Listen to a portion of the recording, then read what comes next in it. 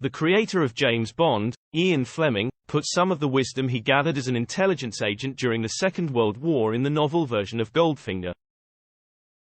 Once is happenstance, twice is coincidence, 3 times is enemy action. That is why the growing scandal about cancelled bank accounts and the apparent targeting of Brexiteers by major banks cannot be seen as a one-off issue. For some, mostly Remainers who think leading Brexiteers are fair game, it may sound like a conspiracy theory to say that the defeated establishment is seeking collective revenge for Brexit, but the business of the bank accounts is just the latest example. Far from Fleming's 3 times, Express.co.uk can identify 10 examples of where Brexiteers have apparently been singled out. 1. Debanking. The debanking scandal is a good place to start because it highlights how Remainer cancel culture spreads beyond public institutions and into the private work corporate sector. Nigel Farage has lifted the lid on the whole issue by revealing via his subject access request that his political views played a large part in Coutts deciding to close his bank account. 2. The first Brexit martyr, John Longworth. The Remainer establishment did not even wait for the EU referendum ballot papers to be printed before taking revenge for the first time on a Brexiteer who had the audacity to speak out against the goal of staying locked into Brussels rule.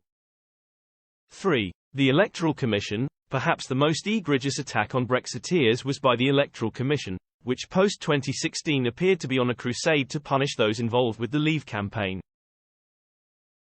4. Honours and peerages. This is another Nigel Farage example. It is believed he has been put forward for a knighthood at least 5 times and rejected by the vetting committee each time. 5. Employment blacklisting. This is the hardest to prove outright but the most sinister aspect of the revenge on Brexiteers by a Remainer establishment. 6. The BBC. The idea that the BBC is impartial, as it is supposed to be in its much vaunted charter, has been blown away by Brexit. 7. Russia allegations. The idea that Brexit was the result of a Russia-based conspiracy rather than the majority of British voters deciding they had had enough of the EU still lingers among the political and business elites. 8. The Whitehall blob. The murkiest of all goings-on regarding the establishment hitting back against Brexiteers have been in the corridors of Whitehall. 9. Partygate versus Beergate. Boris Johnson and Rishi Sunak were fined for being offered a slice of cake minutes before a meeting in the Cabinet Room on Mr. Johnson's birthday. 10. Parliament's standards and privileges. When Boris Johnson announced his resignation as an MP ahead of the Privileges Committee recommending a vindictive 90-day suspension for allegedly lying to Parliament, the former Prime Minister voiced many Brexiteer concerns in his statement. He said, "I am not alone in thinking that there is a witch hunt underway, to take revenge for Brexit and ultimately to reverse the 2016 referendum result. My removal is the necessary first step, and I believe there has been a concerted attempt to bring it about." In many ways, it sums up the allegations made around the other 9 issues in this article as well as others we have not covered, including tax investigations of leading Leave supporters.